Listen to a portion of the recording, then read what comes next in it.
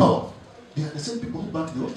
Okurjora hari umeme amashanyarazi mu cyanga cya Kigezi ngija kuterera bayima yo kutongoza umwanya gwa substation uguriyo nugombe ko muri Karukara mu district ya Rubanda.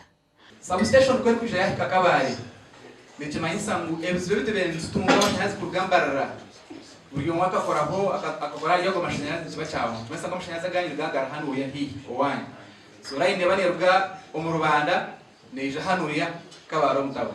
By end of this year, we will be able to evacuate and get that power distributed to our people here in Kabale, because we know for sure that almost everybody, 100%, depends on power.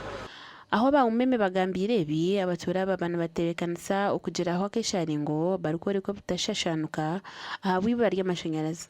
If we get a memorandum of understanding this time, that's what we forgot the other time. If we can get it now, and by December, we'll be assured that we shall be having a stable power supply in Kabale. Hinahundebile poles za concrete. In the future plans, ezimuine. Timokash planning ganito tukatandika kola concrete poles. And as regulators of assemblies or demonstrations, we must guide you. Of course, the guidance may not go by your wish, but it must be within the lines of the law. Once we anticipate that your demonstration will antagonize as activities, we can't just say you go on a demonstrate. We must guide you.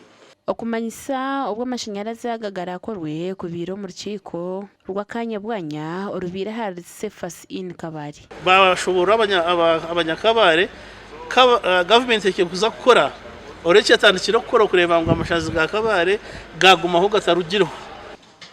Gashoga Job na manyo mu Kabari.